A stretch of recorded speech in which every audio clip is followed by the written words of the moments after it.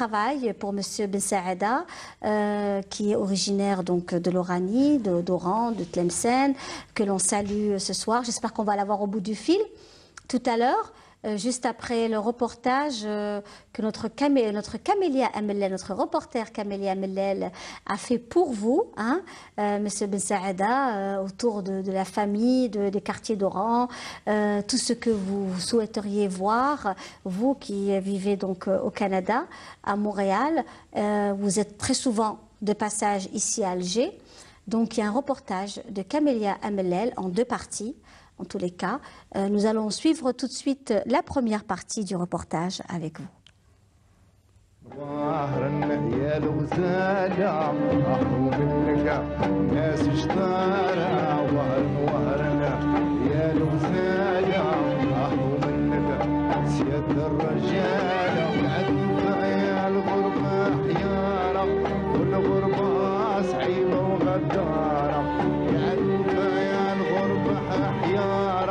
والغربة صعيبة وغدارة عمري لا ننسى بلادي أرضي وأرض جدادي عمري لا ننسى بلادي يا أرضي وأرض جدادي وهرن وهرن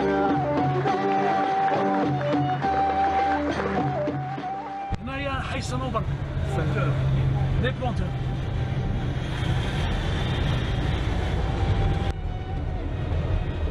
هذا صاحبه انتي من امي دونفونس نحمل مدينة وسيد الهواري يا فرحي على ولاد الحمل مدينة جديدة وسيد الهواري.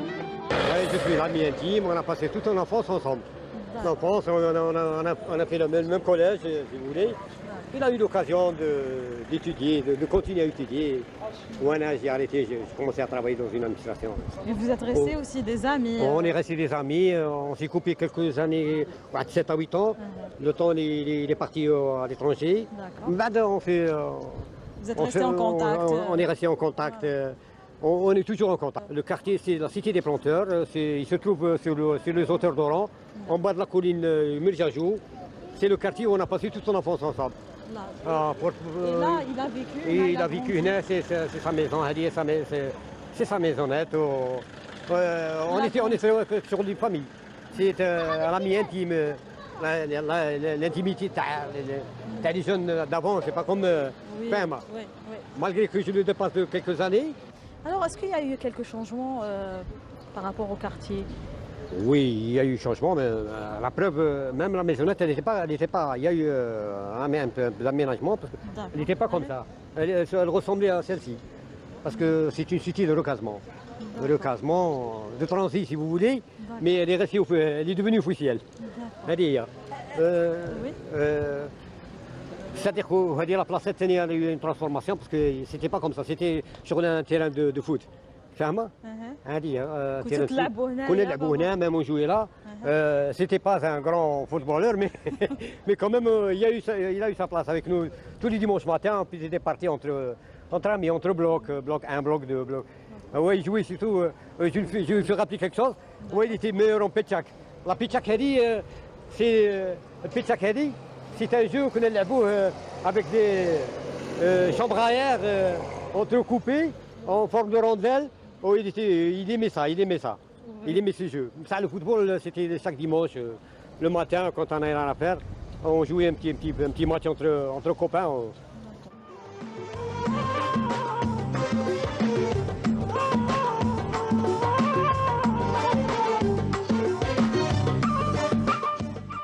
المكان اللي رانا فيه الآن الحي تاعنا القديم بجانب حي سيد الهواري، وبجانب الحي هنايا مدرسة ابن بطوطة وين قرا خويا من 67 360 قرا 2 سنين فقط.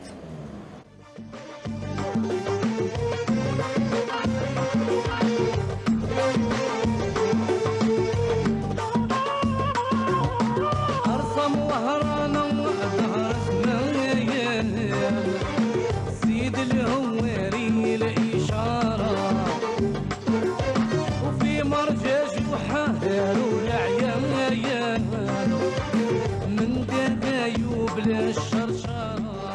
On habitait un peu le quartier chaud. Il y avait un rap comme avant, c'était la tournée, les fourgons de police. On circulait, hein. On circulait, on discutait, on a un darco.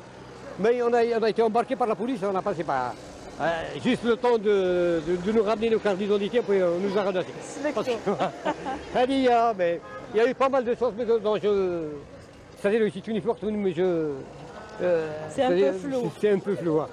Mais avec le temps, on se récupère, on a comme qu'est-ce que vous jouez? On passait les samedis ensemble, les dimanches, on avait le même coiffeur, on partait au bain ensemble. Les inséparables. Les inséparables. On écoutait la musique, il était vraiment quelqu'un qui avait une conscience d'intelligence extraordinaire. Il aimait être entouré de ses amis. Bien sûr. Une fois, il nous arrivait, une fois, il nous arrivait de rien du tout. On était en ville. Je ne sais pas ce qu'on a à faire. الأذان ضرب عندنا في بلاص دارم. Tout est bloqué. Tout était bloqué. Même les transports, les clandestins, les taxis. Le Maghreb في la place d'armes. Il a suffi que nous ندخلوا dans un gargotier وحنا ولاد البلاد. Parce que le quartier était, les transports étaient bloqués. دخلنا الgargotier c'est-à-dire on a coupé كما يقولوا حللنا رمضان dans un gargotier. Juste après, juste un bol je lui fais rappeler ça. Il a عليها. Parce que on était ensemble, place d'armes. On a pris notre repas تاع رمضان dans un gargotier juste حريره وطلعوا خرجنا ضربنا قهوه وجينا طالعين. راس العين بين الطرقين مول الدومه والحمار. رانا امام متوسطه اخوه بن سليمان. الاخ تاعي درس هنايا من 68 حتى ل 72. الاسم القديم تاع هذه المتوسطه صيام مونتسكيو الموجود بحي البلاطو. طريق الكمين غير الالوان والطور وباب الحمراء شوفوا مساميها بالنعمه. رانا هنايا امام الثانويه ابن باديس وين قرا خويا، قرا من 72 حتى 75. الاسم القديم للثانويه ليسي اردايون. هذه وهرانه كاليا قالوا عليه الشيوخ والشعراء. Voilà, de retour, la première partie du reportage de Camélia Mellel pour Monsieur Ben Saada, que l'on salue. Hein. Nous savons qu'il nous suit ce soir, pour notamment, il est au courant que son reportage passera ce soir dans Wahcht Bladi. Au reportage, à la deuxième partie du reportage de Camélia Mellel.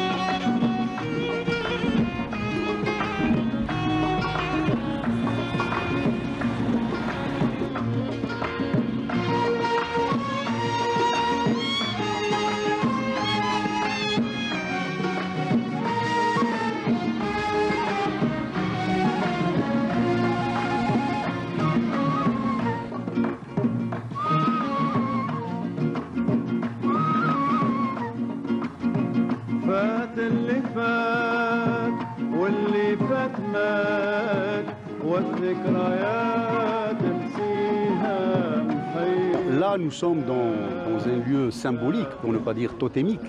C'est l'université d'Oran, la première université qu'on a pris l'habitude d'appeler l'université des Sénia. Hein. Donc, d'ailleurs, qui a conservé cette appellation, même si officiellement c'est l'université d'Oran, mais on continue à l'appeler l'université des Sénia. Voilà, c'est donc la première université qui a connu Oran, puisqu'elle a été inaugurée en 1965, et qui regroupait à l'époque toutes les facultés, au nombre de 4. Là, comme vous pouvez le constater, nous sommes devant l'ex-faculté des sciences qui est redevenue un institut. et puis de nouvellement fac. Et c'est ici que Ahmed Ben Saada a fait ses études. Hein.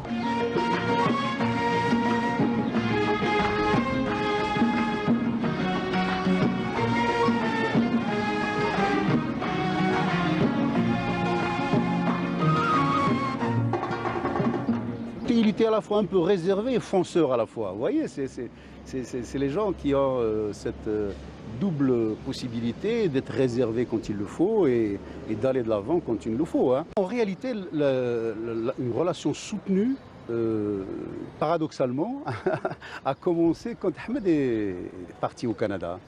C'est-à-dire que tant qu'il était en Algérie, bon, c'était d'abord l'étudiant, ensuite l'enseignant de physique. Évidemment, nous avions des préoccupations scientifiques et pédagogiques relativement distantes, puisque lui, il était dans les sciences expérimentales et moi dans les sciences sociales. Et donc, quand il est parti au Canada, où il a commencé à s'intéresser aux aspects pédagogiques, à la publication d'un certain nombre d'ouvrages ayant trait à l'enseignement, une première relation s'est effectuée donc, sur cette base-là.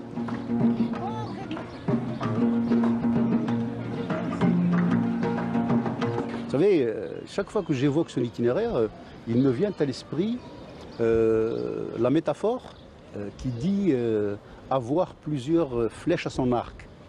Moi, j'ai toujours pensé que Ahmed Ben Saada avait plutôt 3 arcs avec plusieurs flèches. Le premier, évidemment, c'est l'arc du physicien, parce que ses collègues de la discipline savent parfaitement sa compétence dans le domaine. Ensuite, l'arc du pédagogue, c'est-à-dire quand il a immigré au Canada, il a commencé à s'intéresser à la pédagogie. D'ailleurs, domaine dans lequel il a obtenu plusieurs prix. Le troisième arc, c'est là où notre relation s'est intensifiée, parce que nous avons des préoccupations communes sur ce volet, c'est l'arc de l'essayiste. Toute la réussite dans sa vie, dans ses études, dans ses recherches. Mais d'habitude, je voudrais voir quelqu'un de haut placé, bien sûr. Hein, et qu'il revient aussi. Et qu'il revient au pays, bien sûr. On a besoin de lui, parce que des gens comme ça, on en a besoin, parce que c'est le temps. Hein. Ouais. Il y a des cadres comme ça qui s'exilent, qui immigrent quelque part, alors que l'Algérie a besoin de ces gens-là.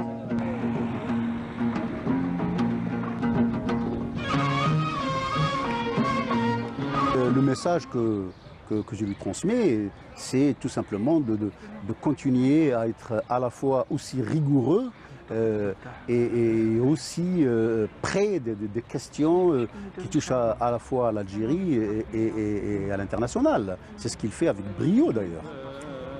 Bien évidemment, en plus de tout ça, mes salutations et mon affection.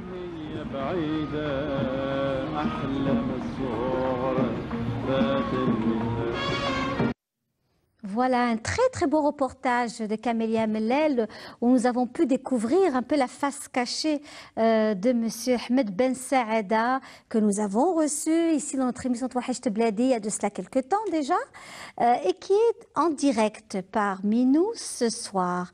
Monsieur Ahmed Ben Saada, bonsoir. Bonsoir Linda. مرحبا بك صحة رمضانك. الله يسلمك. Sahar Ramadankum tous vous aussi et aussi mes salutations à vos invités. Merci, voilà. Donc justement Ahmed, alors vous avez vu le reportage, vous avez suivi avec nous le reportage? Oui, je l'ai vu, je l'ai découvert avec vous, je l'ai découvert avec, oui. Avec beaucoup d'émotion bien sûr. Alors c'était un peu, il y avait votre frère et, exactement. Et le monsieur, donc c'était un ami de longue date? Alors, il y avait mon frère, il y avait Gilal Ibn Ayed qui est mon ami d'enfance. On a passé quasiment toute notre enfance et notre adolescence ensemble. Et ensuite, il y avait eu monsieur Sbah Rabah qui est professeur à l'université d'Oran, qui est un ami de très longue date et avec qui on partage beaucoup de terrains communs. Très bien, très très bien. Alors, comment que ça va, monsieur Ben Saada? Comment allez-vous? Ça va très bien. Ben, vous savez, c'est la première fois en 23 ans que je passe le ramadan en Algérie. Alors depuis que je suis parti, ça fait 23 ans que je suis parti au Canada. Et donc cette année, je suis avec mes parents, je passe le ramadan en Algérie.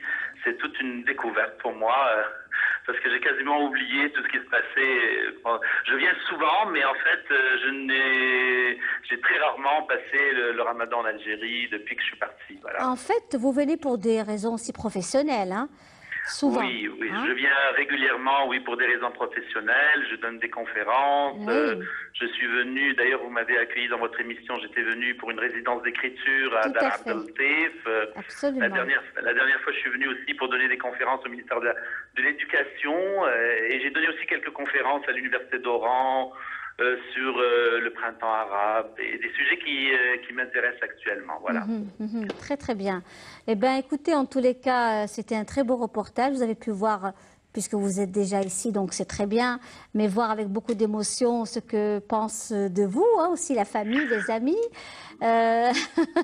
C'est toujours très émouvant. C'est très touchant, surtout que, en fait, moi je l'ai découvert avec vous en même temps que vous, et puis je trouve que tout ce qui a été dit sur moi, je trouve ça extrêmement touchant, extrêmement vrai, extrêmement, je veux dire, ce sont des mots qui font chaud au cœur, voilà. Et surtout en ce moment de grande piété, en ce moment de grande joie, et dans le mois de Ramadan, ça a un sens particulier, disons. Alors, dites-nous, comment vous vivez ce Ramadan à Oran? Ah ben, très bien, ça va. En fait, je vois la famille, et puis surtout, je suis actuellement chez mes parents. Donc, je vis le Ramadan avec eux. Ils sont assez âgés, et puis de ne pas avoir fait le Ramadan depuis tellement d'années, ou de l'avoir fait loin d'eux, c'est quand même assez, je veux dire, assez triste. Et comme j'ai eu l'occasion de pouvoir venir en Algérie pendant le Ramadan cette année, j'en profite au maximum. Voilà. Est-ce que ce retour, c'est pas aussi, il y a un peu l'âge, la maturité, le fait que les parents prennent de l'âge? Exactement, exactement. Donc, j'essaie depuis un certain temps de passer plus de temps aussi, justement avec eux, et aussi de penser retourner, m'impliquer un peu plus dans ce qui se passe en Algérie, etc. Donc, c'est pas fortuit, disons. Ce n'est pas fortuit. Ben oui, ça se comprend et ça se ressent en tous les cas chez vous, hein. Ça se ressent très souvent. Et puis, il y a beaucoup de personnes comme ça qui, à partir d'un certain âge, ont envie de revenir, de se ressourcer, de se retrouver dans une ambiance familiale. C'est un peu ça, non? Exactement, exactement. Donc, après de nombreuses années passées à l'étranger, il y a des choses qu'on a gagnées, en fait, qu'on a réussi dont on a réussi à s'accaparer, si vous voulez, et aussi on a des choses qu'on a perdues. Quand on quitte un pays, on perd toujours quelque chose. Et l'idée, c'est de faire une balance entre les deux, de trouver son équilibre entre les deux. Et à partir d'un certain âge, voyons les parents vieillir, on se dit que plus probablement tant qu'on a la chance de les avoir près de nous, de pouvoir en profiter, de pouvoir bénéficier de leur présence, et de leurs conseils et de tout ça, voilà. Donc c'est vrai, cette histoire d'âge compte beaucoup. Voilà, en tous les cas, merci beaucoup Ahmed Bessaada d'avoir été avec nous. Merci beaucoup Linda, c'était très gentil, très émouvant, puis je remercie toute l'équipe d'avoir fait ce reportage juste pour moi. Et puis c'est génial. Écoutez, en tous les cas, j'espère qu'on se verra dans d'autres occasions. Bien sûr. Ramadan Moubarak, Aïd Moubarak, et le bonjour à votre plateau et à toute l'équipe qui a fait ce voyage à Oran. Camélia Mellel, oui, bien sûr, notre journaliste et toute son équipe qui se sont déplacés. Et c'est le but de l'émission Touhaj Bladi. C'est aussi l'axe principal de l'émission, c'est de pouvoir se déplacer et aller à la découverte aussi des familles de ceux qui sont loin et qui très souvent, pour des raisons Surtout que j'ai vu mes quartiers d'enfance, des quartiers comme le quartier de la rue d'Orléans, qui est le quartier de la Marine, Scalera. J'ai vu le Houari, les Planteurs. C'est vraiment les quartiers où j'ai grandi, où j'ai vraiment chaque rue, chaque bâtiment est un souvenir pour moi. Ben écoutez, c'est parfait. On est ravis. Voilà. Merci beaucoup. Merci Linda. Au Ahmed, revoir. à très bientôt. Donnez-nous de vos nouvelles. Hein. Au revoir Linda. Voilà, au revoir. Au revoir.